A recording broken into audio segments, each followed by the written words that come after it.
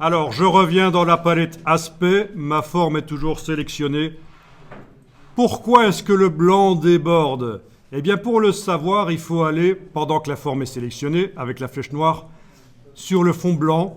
Il faut aller regarder ici. Et on a un effet de transformation. Si on enlève l'œil, on voit que le fond se rétracte. Il est toujours là, le fond blanc, mais il ne se dilate pas. Grâce à l'effet de transformation, il se dilate. Si vous cliquez là-dessus, ça fait apparaître une boîte dans laquelle vous voyez que la dilatation est ici. 109, 109. J'annule. Alors, cet effet de transformation n'est pas le plus intéressant qui existe pour faire ça.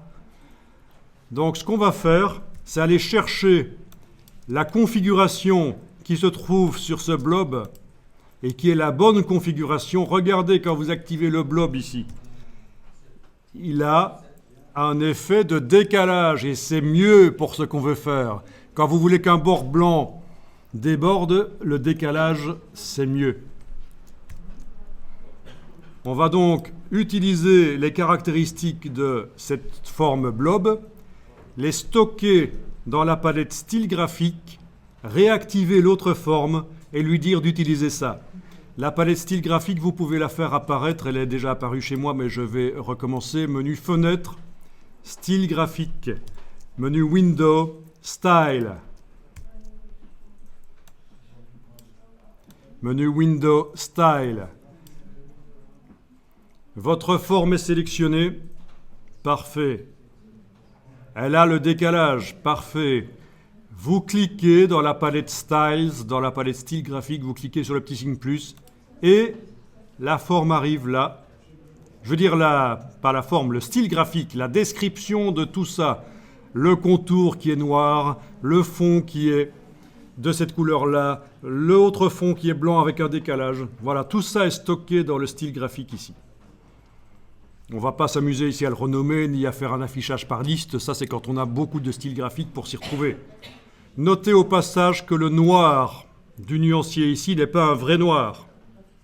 C'est un gris très foncé, parce qu'il vient du nuancier quadri. On aura l'occasion d'en reparler. Si vous voulez faire un vrai noir dans Illustrator, il faut le faire en RVB, pas en CMJN. Donc ça peut poser des problèmes. Ça pose des problèmes régulièrement à des infographistes qui s'y font prendre sur l'écran. On a l'impression que ça va.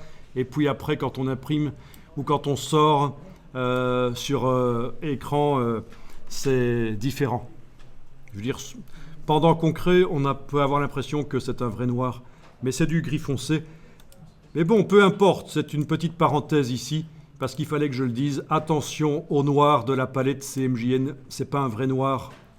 Il y a de la lumière dedans.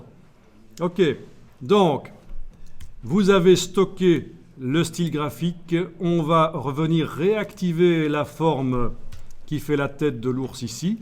Et on va cliquer sur le style qu'on a créé précédemment.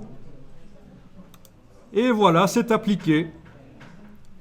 C'est appliqué. Et cette fois-ci, ce n'est plus une transformation qui fait que le blanc déborde, c'est un décalage. Alors ça a l'air pas important, mais dès que vous avez des formes comme le blob ici avec des encoches, tout ça, je peux vous garantir que l'effet de transformation, ça foirait complètement.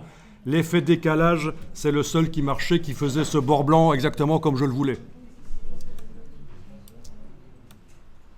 Vous pouvez enregistrer le document quand vous avez fait ça, fichier enregistré sous, et vous changez le nom à la fin, vous mettez 14 à la place de 13, on va incrémenter, vous cliquez sur enregistrer, vous avez une boîte de dialogue qui apparaît, vous cliquez sur OK, il n'y a pas besoin de modifier les options, voilà, il est enregistré, 14 à la fin ici.